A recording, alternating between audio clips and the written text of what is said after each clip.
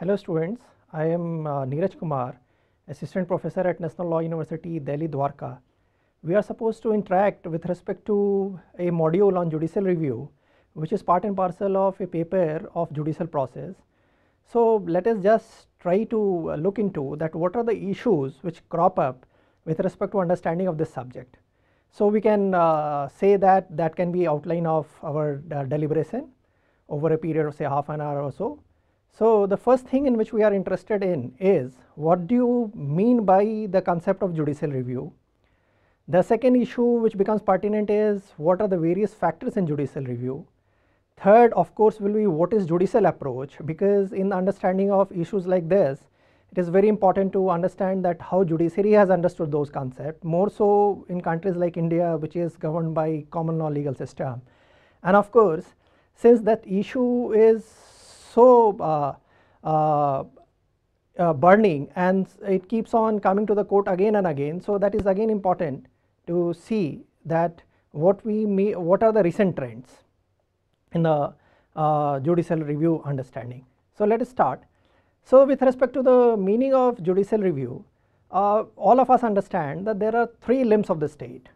The three limbs of the state of course are legislature, executive and judiciary.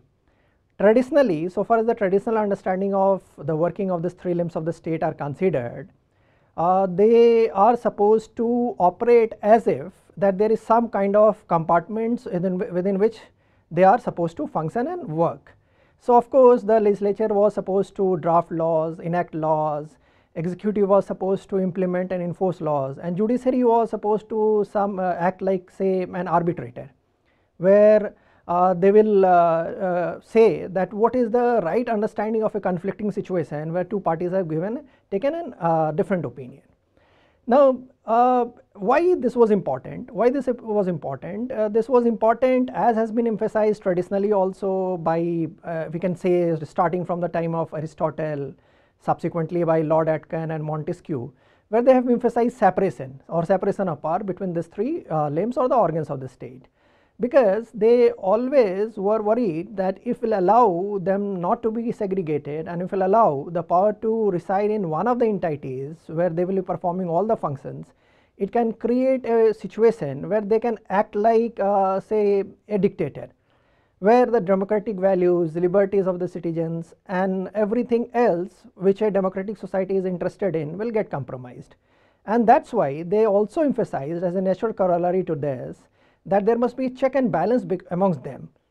Now see, these are the things, these are the issues with respect to which all of us agree and all of the legal system agree, that is the fundamentals, that yes, there are different organs and they are supposed to work within their territory.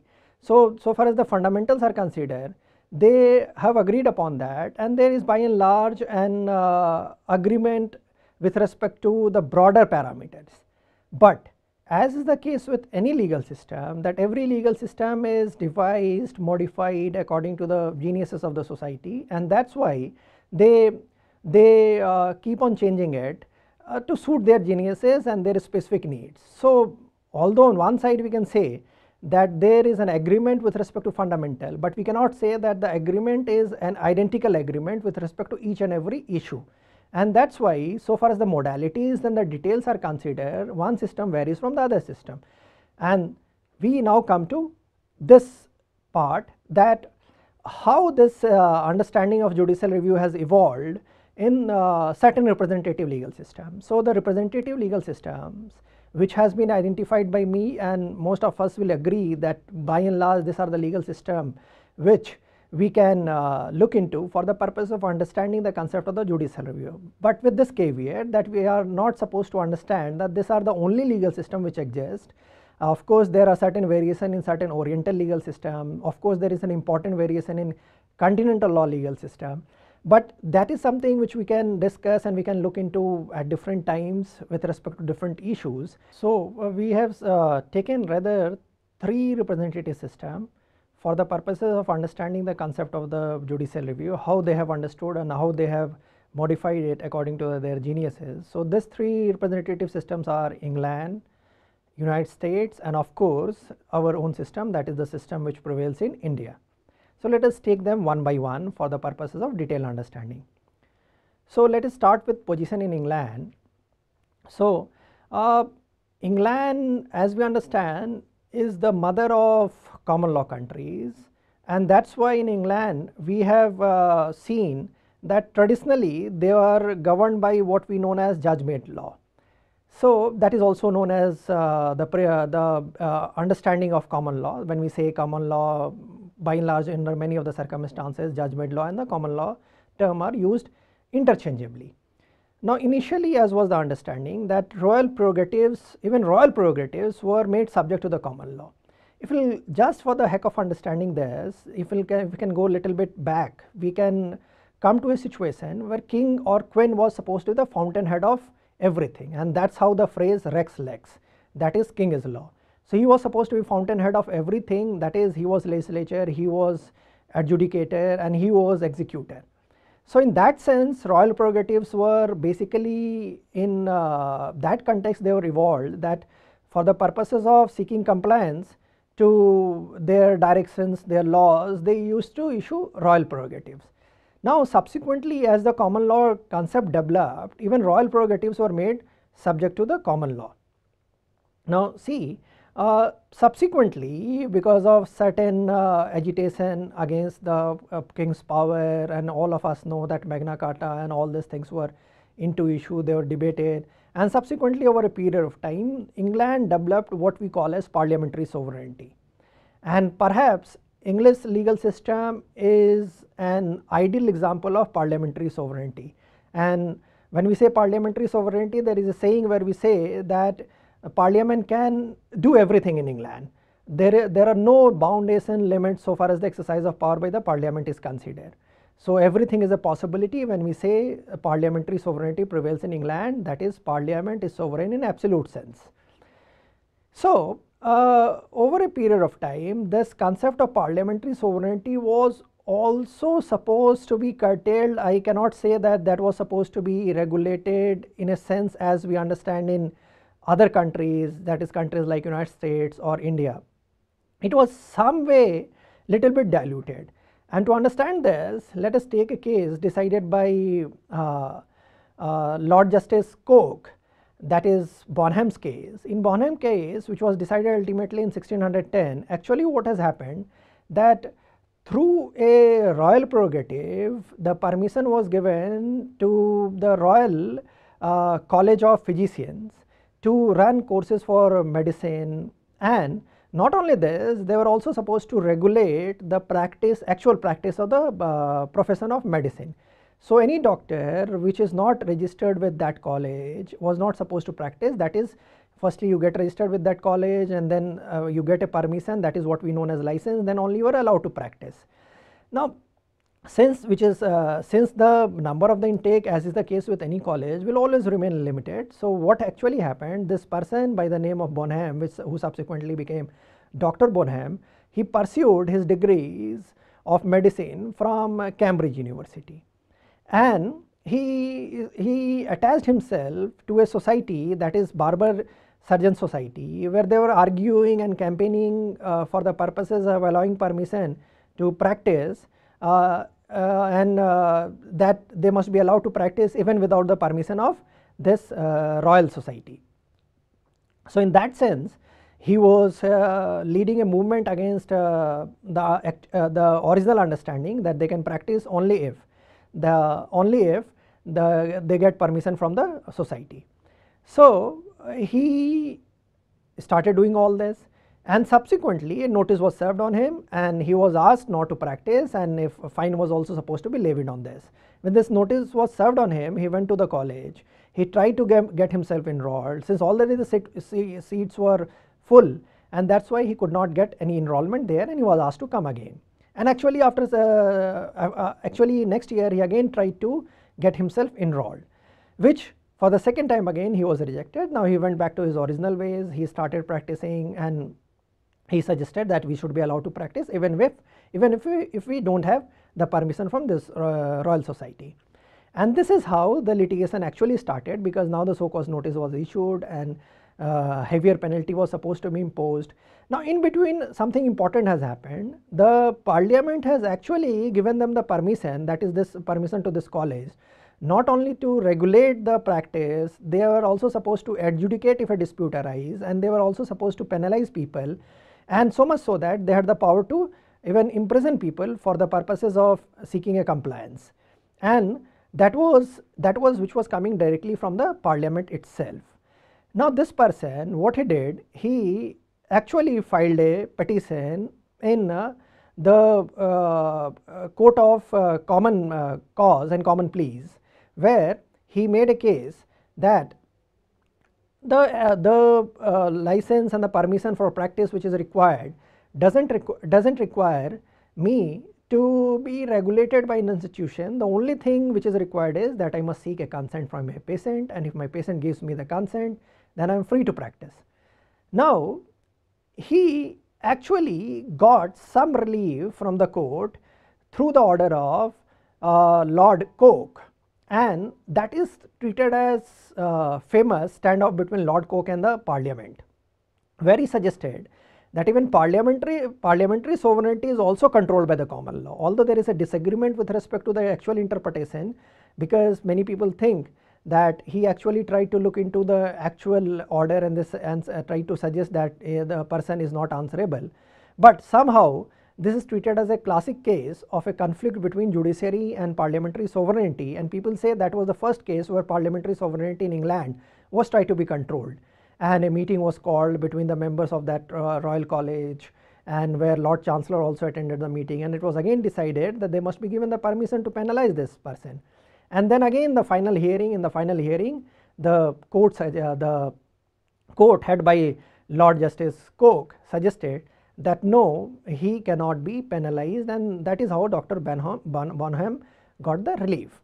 But whatever were the attempts which were made, we cannot say that because of Bonham's case after 1610, the judicial review concept as evolved in England became as strong as in other representative country. The judicial review still remained a weak proposition there so far as the power against the parliamentary sovereignty is considered. Of course, without any doubt the administrative powers were controlled. So if an administrative power is exercised, they can also be challenged as being violative of common law, being violative of other set principles of common law, being violative of laws enacted by the parliament, and through the process of judicial review, of course, the courts can control the administrative power. But so far as the control of parliamentary sovereignty by the power of judicial review is considered, that remained weak.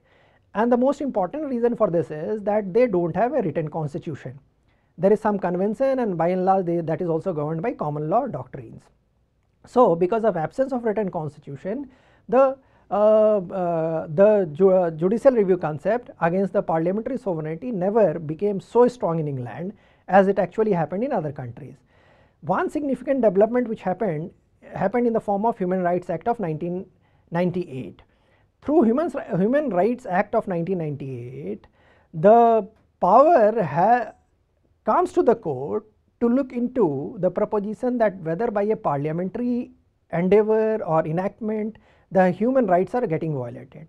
But here also please understand that it is again not the same power as can be exercised in a country governed by written constitution, that they can declare any law enacted by parliament as unconstitutional or ultra vires to the Human Rights Act. Actually in this scenario, the only power which the court has got is this, that they will just identify the provisions which are violative of human rights, and they will notify it to the concerned department, and ultimately it is now for the parliament to actually rectify it, which under many of the circumstances will get rectified. But yes, unlike say India or United States, they cannot say that it is ultra vires and it is null and void. They can only pinpoint the flaw, and which has to be notified to the parliament through the concerned minister of that particular department, and now it is for the parliament to actually rectify it. So in that sense, let us come to the other system which prevails in United States, that is on the other side of the Atlantic, which is somehow drastically different from what prevails in England so far as the relationship of judiciary, executive, and judiciary and legislature is considered. and that is a possibility because of the fact that most significant difference is that American Constitution is a written constitution like British Convention of the Constitution. Since there is a written constitution, so each and every organ of the state is supposed to be governed by that written constitution, and we can say that that is a state where there is a constitutional sovereignty.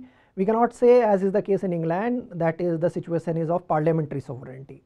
So and that becomes quite apparent from the clause 2 of article 6 of the US Constitution, which is also popularly known as supremacy clause, where the supremacy of the constitution and law has been specifically emphasized, that is a law which is in accordance with the constitution. So in that sense, any act of the legislature also, Congress also, if it is violative of any of the constitutional provision, that can be declared as unconstitutional. So there is some strict separation of power in the form of article 1 section 1, article 2 section 1, article 3 section 1, where they will specifically talk about the powers of the legislature, executive and judiciary, and they are supposed to operate in their domain.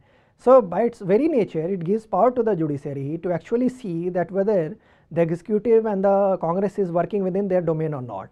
If they are not working within their domain, then they can always say that it is a violation of the constitution and can declare it as unconstitutional.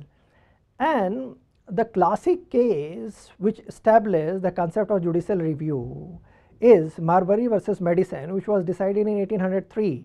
Now this is considered as a classic case in all legal system which is governed by a written constitution. That is, this is a case which gave birth to what we call as the concept of judicial review as understood in most of the countries governed by the written constitution. Now what has actually happened in Marbury versus Madison? As we understand that in United States, the president is supposed to appoint the judges.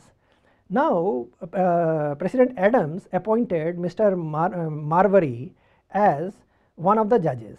Now actually what happened after that, he never got any letter from the Secretary of the State confirming his appointment, and that is why he filed a petition in the court where he asked that Mr. Madison, who happened to be the Secretary of the State at that point of time, must be through a judicial order, must be asked to issue the letter for his appointment. Now for understanding this case, we must understand it from two perspectives. One, that whether it recognized the power of the court to look into the action of authorities, other authorities. Without any doubt, Marbury versus Madison does so, that it can look into the power exercised by the other organs of the state for the purposes of deciding that whether that is in consonance with constitution or not. Now with respect to that, that clearly has been established by as an outcome of Marbury versus Madison. With respect to the second part, that is whether the relief was given or not, on technical understanding the relief was not given. But we are more concerned in the first premise, that is it recognized the power of the judicial review, and of course this is supposed to be exercised by the courts of the country, and by and large the power of the judicial review, as we understand in classic sense, is exercised by the superior courts. Sometimes they are also called as constitutional courts. And once this power was exercised, they started looking into many issues. And another classic case was Brown versus Board of Education, where they actually set aside a provision which segregated white people from black people and suggested that is violative of equality principle under the US Constitution. And this is how the court started looking into many actions of the other organs of the state. And in today's context, many people say that it is a double-edged sword. That is, without any doubt, this power is important for the purposes of understanding of the constitution, and of course there has to be an entity, and judiciary is the best place entity, best possible entity for the purposes of interpretation of the constitution. But many times while exercising this power, they transgress their limit, and while transgressing their limit, people say that sometimes they go against the popular opinion, and when we say that they go against the popular opinion, they actually are treated as non-democratic institution, and this is a debate which prevails in many countries. And so far as the Indian situation on this is considered, we will come to it at subsequent stage. So far as the position in India is considered, without any doubt, India adopted a written constitution in 1950. So it's quite logical that we can talk about the understanding of concept of judicial review only after coming into force of Indian constitution, that is 1950 onward.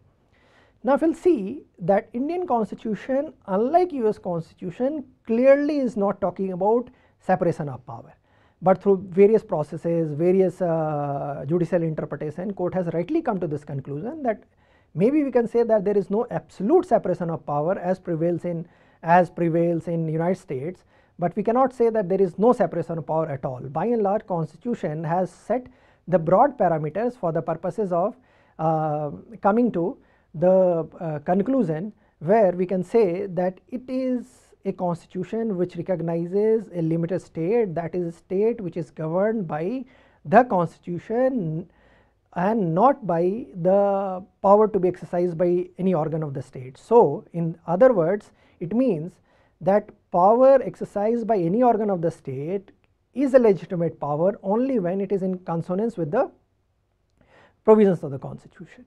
Now if we will see Indian constitution basically recognizes the concept of judicial review through explicit provisions, and it also recognizes as an inherent basic proposition of the constitution. So explicit provisions like Article 13, which says that any law enacted by the parliament or any law, and the meaning of the law is quite wider under Article 13, it includes everything. So under those circumstances, if it is violative of fundamental rights, they have to be declared as unconstitutional. And of course this power is a power of the judicial review, that is through judicial process only the enactment or an act can be declared as unconstitutional. Say when we say explicitly, we can also say that Article 246 is there, which says that these are the subject matters over which the state, union, they are supposed to exercise their power, and if they transgress their power, then of course again the court will decide that whether they have transgressed the power or not, and if they come to this conclusion that the power has been transgressed, they will of course declare it as unconstitutional. But as suggested when we started with this provision, that it is not only explicit, it is inherent in the Indian constitution, and it can be treated as a common string which runs through the constitution of India. Now see, when we talk about the concept of judicial review under Indian constitution, as is the understanding of judicial review under Indian constitution, we can say that there are three dimensions to this. One of course is to ensure fairness in the administrative action, and the principles on which administrative action are always judged are whether they are violative of any legislative enactment, whether they are violative of constitutional provision. They can also be checked on the basis that whether they have followed the other principles to govern administrative action, such as principles of natural justice, so on and so forth.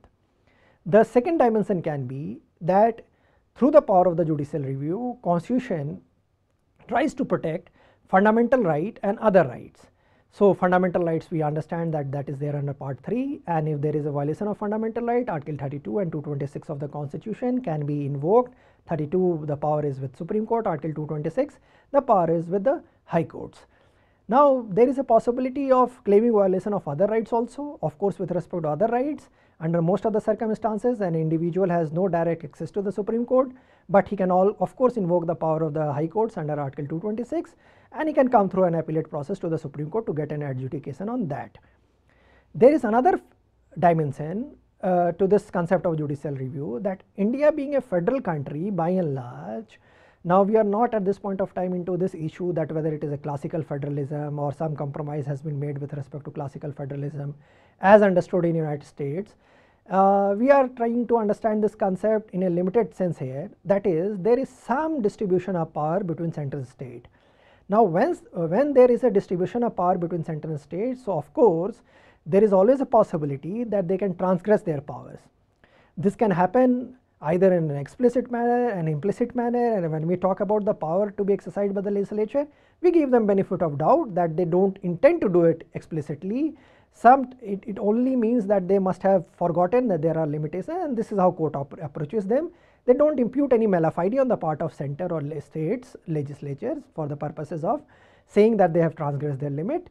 But of course there is a possibility of coming directly to Supreme Court under the original jurisdiction of the Supreme Court, where they can agitate that either center or the state has violated the norm set by the constitution, and it can be with respect to territorial jurisdiction, it can be with respect to subject matter jurisdiction. So, it can be under Article 245, it can be under Article 246, and the consequences has been provided in Article 247 till Article 254 that what are the circumstances under which we are supposed to understand this. But if the court comes to this conclusion by exercise of their power, that is the power of the judicial review, they can always strike it down.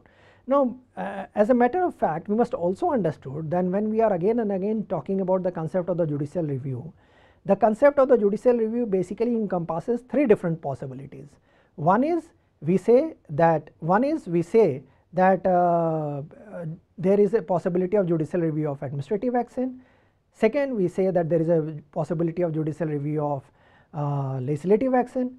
Third, we say that there is a possibility of judicial review of judicial action also. So, when we talk about judicial review of the judicial action, by and large we treat it as a supervisory power of a superior court over an inferior court, and that is why in popular parlance, by and large when we talk about the concept of the judicial review, we confine ourselves to the first two things, that is the judicial review of administrative action and judicial review of the legislative action. But that is not to take away the basic understanding that there is a possibility of judicial review of judicial actions also. Now, what are the tools which are employed by the courts for the purposes of exercising their power of the judicial review? So, the first and the most important power is the power under writ jurisdiction, and of course that these powers are under Article 32 and 226. Article 32 is supposed to be exercised by Supreme Court and 226 to be by the High Court, that is quite obvious.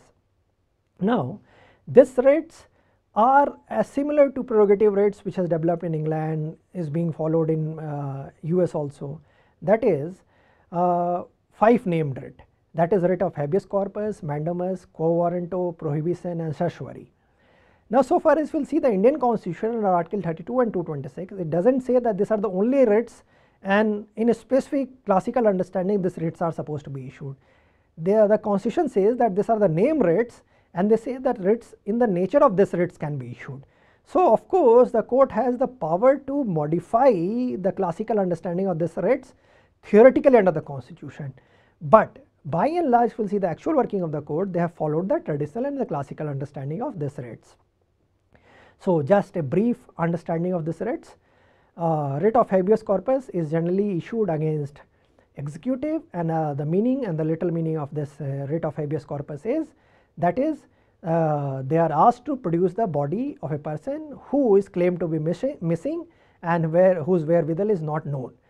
If the court issues this writ, the person who is supposed to be in the custody of that individual is, or the entity who is supposed to be custody of that individual is supposed to bring the knowledge of wherewithals to the court.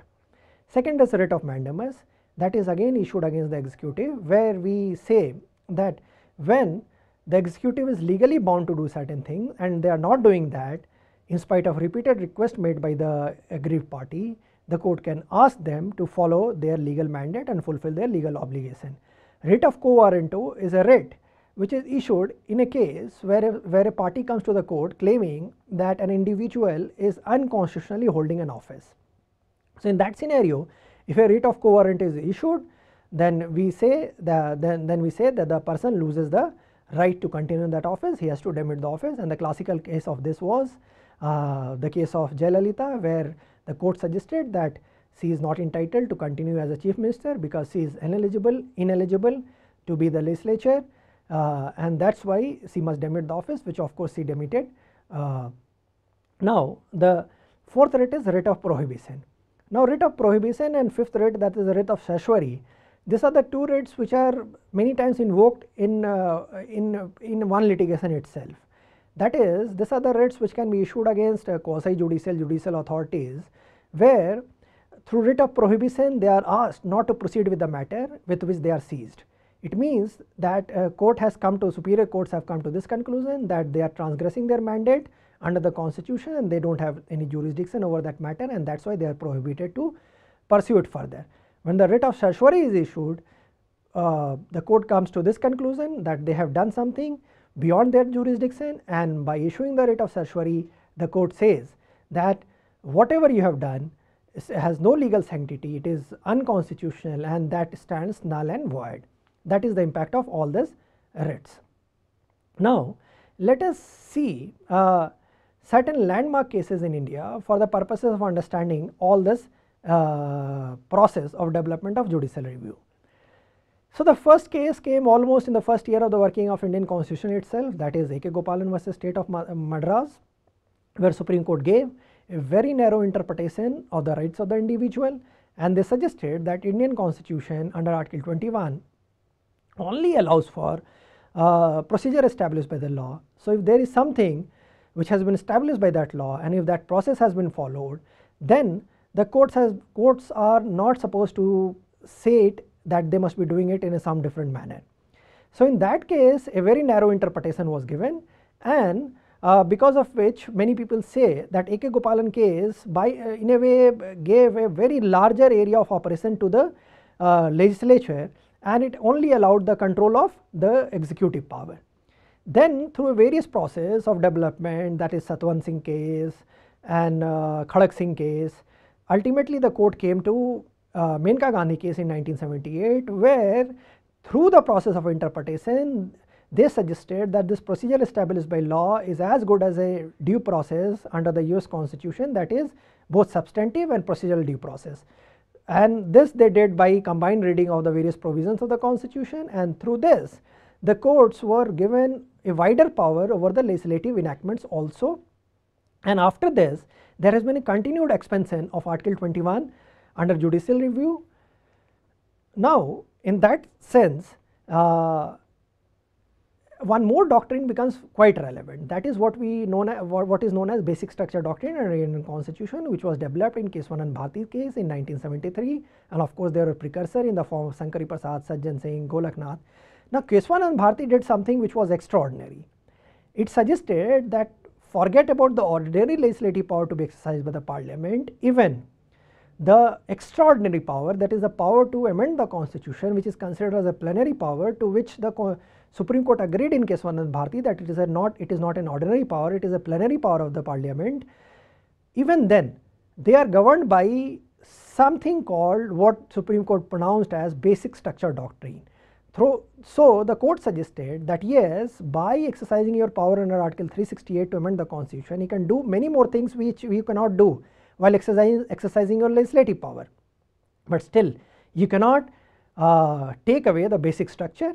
So, because of this basic structure doctrine, the power of judicial review became quite deep in India, and many people say that because of basic structure doctrine, the Indian Supreme Court is more powerful than the court of United States also. Now, one more thing which comes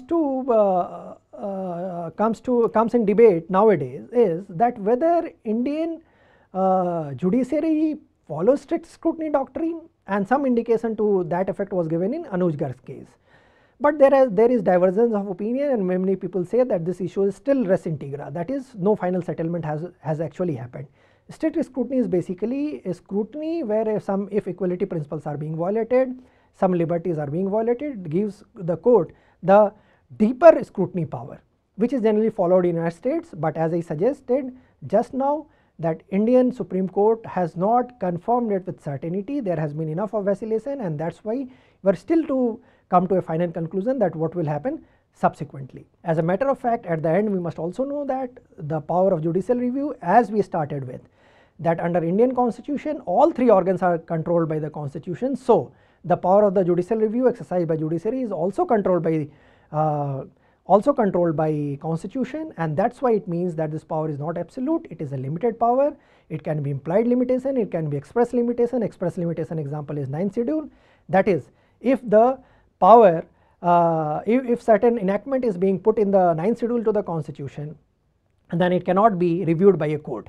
Of course, that was originally supposed to take care of only land reform laws, and that is why subsequent including of other laws in 9th schedule created certain issues which were finally settled by Ayer Kolo's case. And in 2007 court suggested that any law, that is the prerogative of the parliament to put any law in 9th schedule, There is no such understanding that it can be only land reform laws, but yes, any law when you put in 9th schedule because of Kesavananda Bharati case after 4th April 1973 when Kesavananda judgment was delivered, all laws put in 9th schedule is also subjected to the judicial review on the parameters of basic structure doctrine.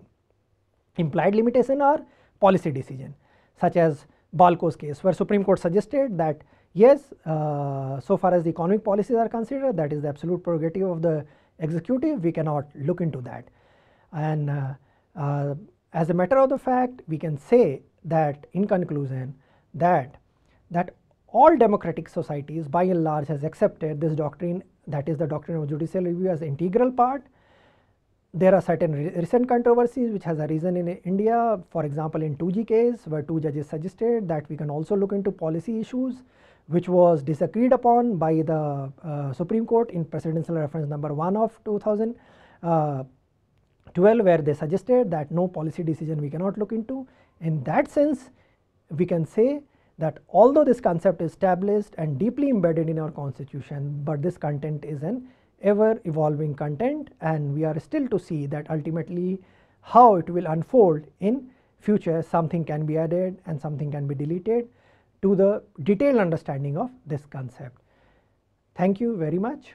With this I finish the interaction with respect to this module, and of course as a matter of fact that is not the all aspect.